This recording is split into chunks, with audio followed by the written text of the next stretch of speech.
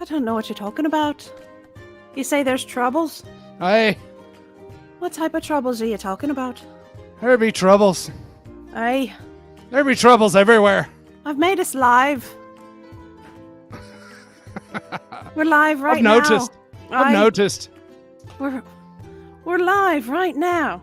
Wait, Yes, I you slipped are. into British. Sorry. We're live right Yeah. now. Oh wait, I should stop the music. Hi everybody. There we go. Music has stopped.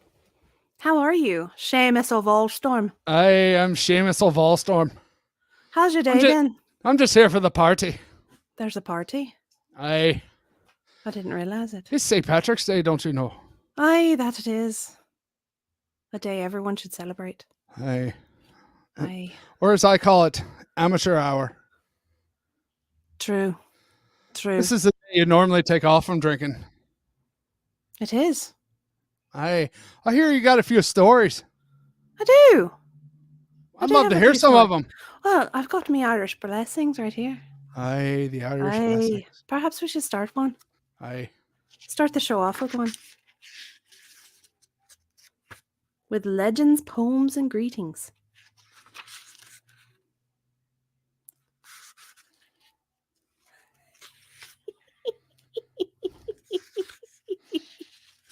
Will you get on with it? No, I can't.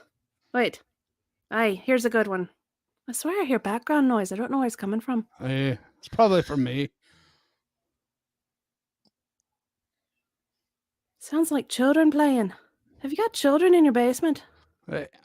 No, I don't keep that kind of thing in my basement. Aye, it's a good thing. Ah, may the good saints protect you and bless you today, and may trouble ignore you each step of the way. That's a good one. Oh, now I know where the sounds are coming from. I hear them. Hi, you got people watching?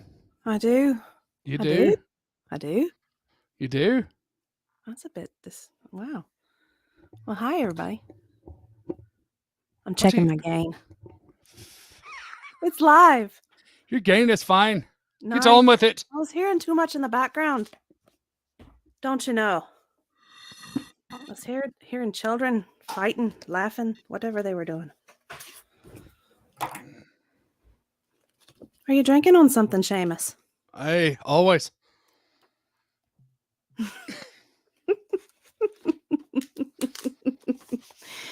All right, I'm going to bugger this up, but it's going to be great. Because it's St. Patrick's Day, you know. Aye. Aye, We've it got is. Shenanigans. St. Patrick drove the snakes out of Ireland, don't you know? That's what they say. That is what they say. He really just went down to the pub and got pissed. You think, how blasphemous of you. Right? My, It's a true story. you sound like you're a Catholic. Or are you a Protestant? Which one are you? Whichever one I need to be. I'm wearing green and got orange in my logo. Aye, that you do. I cover all my bases. Oh boy. Okay. Master and Man by T. Crofton Crocker. Lord, I hear the I think it's a leprechaun in the house. Get to reading. No, there's a leprechaun in the house. Let's see if we find a pot of gold. Aye, oh no, I don't. I think it's a pot of shit. Billy MacDaniel was once as likely a young man as ever shook his brogue at a patron, emptied a quart, or handed a shillelagh. Fearing for nothing but for the want of drink, caring for nothing but who should pay for it, and thinking of nothing but how to make fun over it. Drunk or sober, a word and a blow was ever the way with Billy MacDaniel, and a mighty easy way it was of either getting into or ending a dispute. More is the pity that, through the means of his thinking and fearing and caring for nothing, this same Billy MacDaniel fell into bad company. For surely the good people are the worst of all company anyone could come across. It so happened that Billy was going home one clear frosty night, not long after Christmas. The moon was round and bright, but although it was a fine night his heart could wish for, he felt pinched with cold Aye, the leprechauns. By my word, chattered Billy, a drop of good liquor would do no bad thing to keep a man's soul from freezing in him, and I wish I had a full measure of the best. Never wish it twice, Billy, said a little man in a three-pointed cap, bound all... I've slipped out of my accent. You've lost your accent I've now. lost my accent. Oh, my Lord. Let me see if I can slip it back. Aye. It's like skivvies. It just slipped off. Aye, it happens. Aye, it does. With a three-cornered hat, bound all about with gold lace, and with great silver buckles in his shoes, so big it was a wonder how he could carry them. And he held out a glass as big as himself, filled with as good liquor as ever eye looked on or lip tasted. "Success, my little fellow," said Billy McDaniel, nothing daunted, though well he knew the little man to belong to the good people. "Here's to your health anyway, and thank you kindly, no matter who pays for the drink." And he took the glass and drained it to the very bottom, without ever taking a second breath to it. "Success?" said the little man, "and you're heartily welcome, Billy. But don't think to cheat me as you have done others. Out with your purse and pay me like a gentleman." "Is it I pay you?" said Billy. "Could I not just take you up and put you in my pocket as easily as a blackberry?" "Billy McDaniel," said the little man, getting very angry, "you shall be my servant for 7 years and a day, and that is the way I will be paid, so make ready to follow me." When Billy heard this, he began to be very sorry for having used such bold words toward the little man, and he felt himself, yet could not tell how, obliged to follow the little man the lifelong night about the country, up and down, and over the hedge and ditch, and through bog and brake without any rest. When morning began to dawn, the little man turned round to him and said, "You may go home now, Billy, but on your peril, don't fail to meet me in the fort field tonight, or, if you don't, it may be the worse for you in the long run. If I find you a good servant, you will find me an indulgent master." Home went Billy McDaniel, and though he was tired and weary enough, never a wink of sleep could he get for thinking of the little man. But he was afraid not to do his bidding. So up he got in the evening, and away he went to Fortfield. He was not he was not long there before the little man came towards him and said, "Billy, I want you to go on a long journey tonight. So saddle one of my horses, and you may saddle another for yourself, as you are to go along with me, and may be tired after your walk last night." Billy thought this very considerate of his master, and thanked him accordingly. "But," said he, "if I may be so bold, sir, I would ask which is the way to your stable, for never a thing do I see but the fort here, and the old thorn tree in the corner of the field, and the stream running at the bottom of the hill, with a bit of bog over against us." "Ask no questions, Billy," said the little man, "but go over to that bit of bog and bring me 2 of the strongest rushes you can find." Billy did accordingly, wondering what the little man would be at. It's the leprechauns. And he picked up 2 of the Aye. stoutest rushes he could find, and with a little bunch of brown blossoms stuck at the side of each, and brought them back to his master. "Get up, Billy," said the little man, taking one of the rushes with him and striding across it. "Where shall I get up, please your honour?" said Billy. "Why, upon horseback like me, to be sure," said the little man. "Is it after making a fool of me you'd be," said Billy, "bidding me to get a horseback on a bit of rush? Maybe you want to persuade me that the rush I pulled but a while ago of the bog over there is a horse? Up, up, and no words," said the little man, looking very angry. "The best horse you ever rode was but a fool to it." So Billy, thinking it was all a joke, and fearing to vex his master, straddled the rush. "Borum, borum, borum," cried the little man 3 times, which in English means to become great. And Billy did the same after him. Presently the rushes swelled up into fine horses, and away they went with full speed. But Billy, who had put the rush between his legs without much minding how he did it,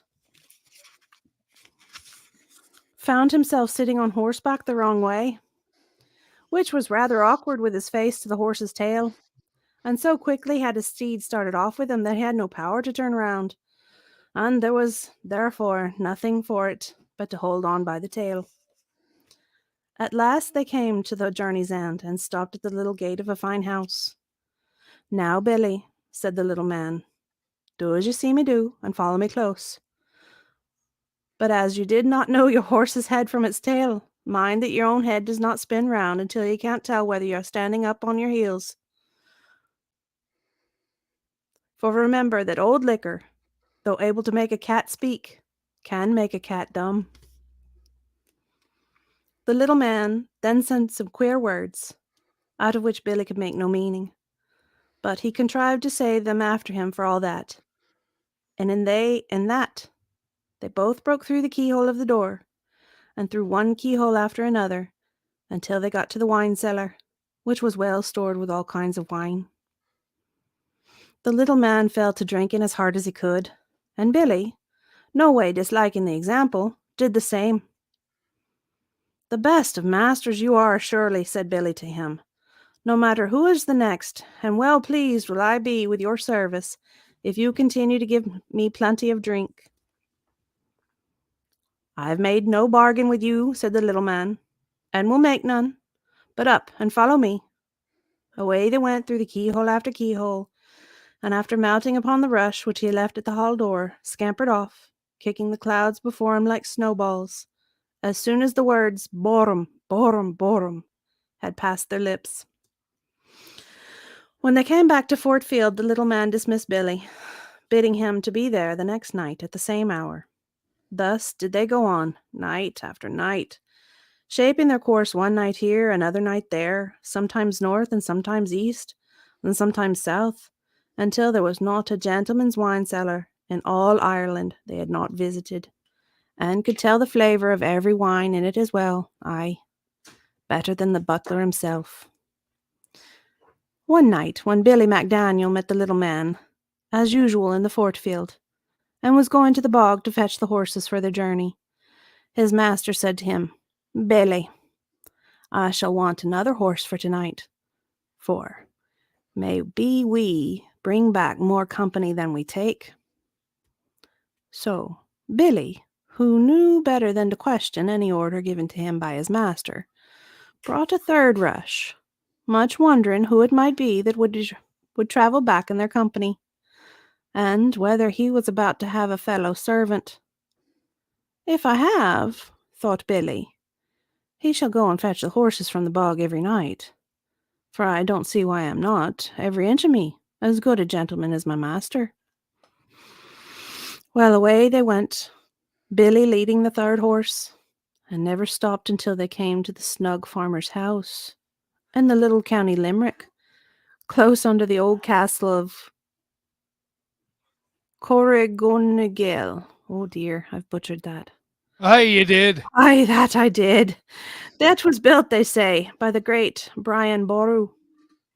Within the house there was great carousing forward, and the little man stopped outside for some time to listen.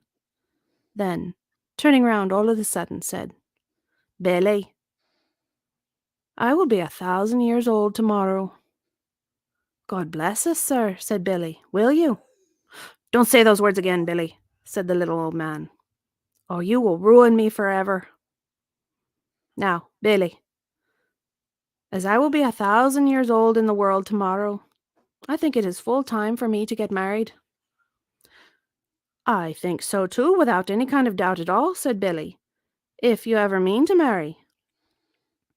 "And to that purpose," said the little man, "have I come all the way to the city I can't pronounce.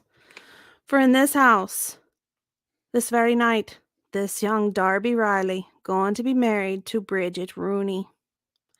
And as she is a tall and comely girl, and has come of decent people, I think of marrying her myself, and taking her off with me." And what would Darby Riley say to that? Said Billy. Silence, said the little man, putting on a mighty severe look. I did not bring you here to ask me questions. And without holding any further argument, he began saying the queer words which had the power of passing him through the keyhole as free as air, and which Billy thought himself mighty clever to be able to say after him. In they both went, and for the better viewing of the company, the little man perched himself up as nimbly as a cock sparrow upon one of the big beams which went across the house, all over their heads, and Billy did the same upon another facing him. But not being much accustomed to roosting in such a place, his legs hung down as untidy as may be, and it was quite clear he had not taken pattern after the way in which the little man had bundled himself together. If the little man had been a tailor all his life, he could have not sat more contentedly upon his haunches. There they were, both master and man, looking down upon the fun that was going forward, and under them were the priest and piper, and the father of Darby Riley, with Darby's 2 brothers and his uncle's son. And there were both the father and the mother of Bridget Rooney, and proud enough the old couple were, that night of their daughter, as good right they had, and her 4 sisters, with brand new ribbons on their caps, and her 3 brothers all looking as clean and clever as any 3 boys in Munster. And there were uncles and aunts and gossips and cousins enough, besides to make a house full of it. And plenty was there to eat and drink on the table, for every one of them, if they had been double the number. Now, it happened just as Mrs. Rooney had helped his reverence to the first cut of the pig's head which was placed before her, beautifully bolstered up with white savoys, that the bride gave a sneeze, which made everyone at the table start, but not a soul said God bless us. All thinking that the priest would have done so, as he ought to, if it had done his duty, no one wished to take the word out of his mouth, which, unfortunately, was preoccupied with pig's head and greens. After a moment's pause, the fun and merriment of the bridal feast went on without the pious benediction. Of this circumstance, both Billy and his master were no inattentive spectators from their exalted stations. Why, it's the leprechauns again. Ha! Exclaimed the little man, throwing one leg from under him with a joyous flourish, and his eye twinkled with a strange light, whilst his eyebrows became elevated into the curvature of the Gothic arches. Ha! Said he, leering down at the bride, and then up at Billy. I have half of her now mine, surely. Let her sneeze but twice more, and she is mine, in spite of the priest, mass book, and Darby Riley.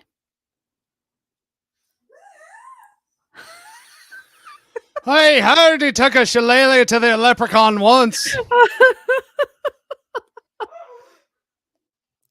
Oh, it's a happy house.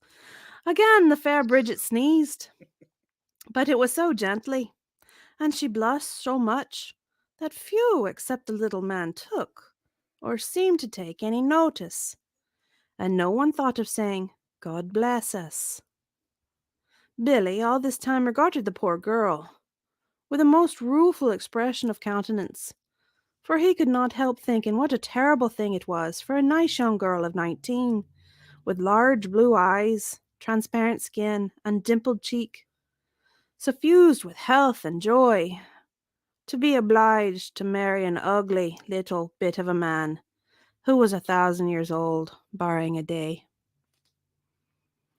At this critical moment, the bride gave a 3rd sneeze, and Billy roared out with all his might, God save us! Whether his exclamation resulted from his soliloquy, or from the mere force of habit, he could never tell exactly himself. But no sooner was it uttered than the little man, his face glowing with rage and disappointment, sprung from the beam on which he had perched himself, and shrieked out in a shrill voice of a cracked bagpipe, I discharge you from my service, Billy MacDaniel. Take that for your wages. Gave poor Billy a most furious kick in the back, which sent his unfortunate servant sprawling upon his face and hands, right in the middle of the supper table. If Billy was astonished, how much more so were every one of the company into which he was thrown. With so little ceremony. But when they heard his story, Father Coney laid down his knife and fork, and married the young couple right of hand with all speed, and Billy MacDaniel danced the rinka at their wedding, and plenty he did drink it too, which was what he thought more of than dancing.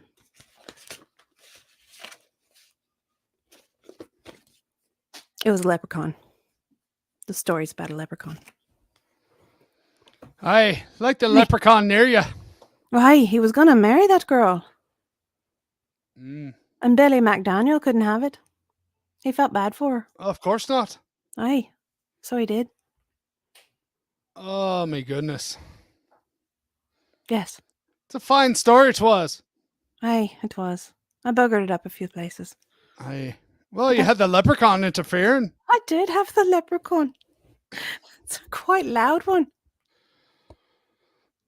I see you got quite a few people in your chat. Do I now? Aye, you do. You know I'm the worst for paying attention to the chat. I don't even have my phone with me. You got the Robin Cheyenne, the lovely voice of the angel she is. Aye, that she is. You got the Ashinator, the killer of wild bunnies.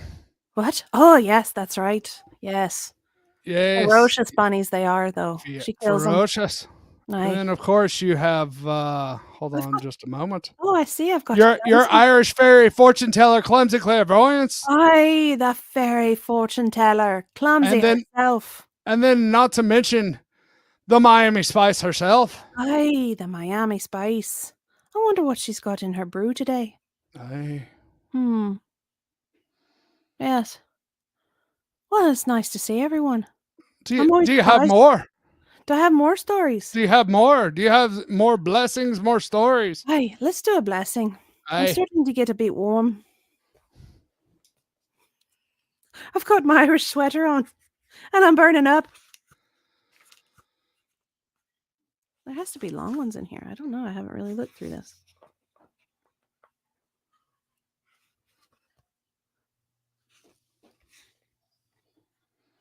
Yeah.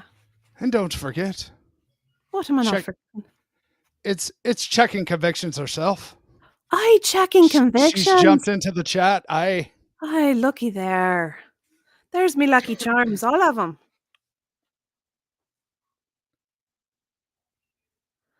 I've got to find a good one. Irish blessings. In the name of dear St. Patrick, this brings a loving prayer. May you forever be within God's tender love and care. May your heart be filled with happiness, your home be filled with laughter, and may the Holy Trinity bless your life forever after. That's a nice one. Did anybody ever have those Irish plates? That was a thing when I was growing up. There were like Irish plates that got given. Those were like a gift thing. Did you ever see that? Seamus O'Valstorm. I can't say I did. Aye. We just ate off of plates. You didn't have the Irish plates. The paper plates, the Dixie plates, the Corningware. Those are fine Irish china for sure. I'm certain of it. Especially the ones you didn't have to wash afterwards. You just tossed in the trash. It was a blessing to not have to clean. Here's wishing you the tops of life without a single tumble. Here's wishing you the smiles of life and not a single grumble. Here's wishing you the best of life and not a flaw about it. Here's wishing you all the joy in life and not a day without it. That's nice. These are really cute. Somebody got these for me a long time ago. Do you remember Seamus? I do. Somebody got you the wee book. Somebody did get me the wee book. I've got to tell you, Seamus, I do Aye. believe I'm done. This was a Well, impromptu. you Even though just decided to jump on here and say hello. I did. Well, I did say yesterday that I was going to read some Irish folk tales. That's true. Yeah, I did say that. So Yeah. I don't like to not keep my promise. Aye, that's true. Aye. Do you want to send the good people off with a message, an Irish blessing? Aye, another Irish blessing. Aye, that I can do. Send the good people off. Oh, so like there's a company out of Ireland called Shannon. Duty free shipping from the port of Shannon. And it's really cool. They've got lots of cool, genuine Irish stuff. Oh, here's a good one. The Legend of the Shamrock.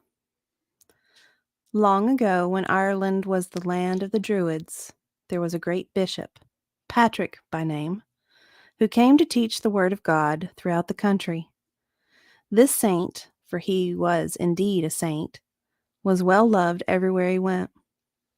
One day, however, a group of his followers came to him and admitted that it was difficult for them to believe in the doctrine of the Holy Trinity. St. Patrick reflected a moment and then, stooping down, he plucked a leaf from the shamrock and held it before them, bidding them to behold the living example of 3 in 1. The simple beauty of this explanation convinced these skeptics, and from that day the shamrock has been revered throughout Ireland. Whoop. I'm just going to leave the good people with this. May you be in heaven an hour before the devil knows you're dead. Aye, that's a good one. Aye. I love it. And we'll see you good people again, not only later on tonight, but on Sunday as well. Aye. Are we actually going to do caliber and character? Aye. Aye. Oh, aye. you and me cousin Volstorm. Yeah, aye. Aye. That's what it is. I forgot. Aye. Yeah. Aye. Let's let it out with some music, shall we? There Thank we you go. for coming. Aye. Bye.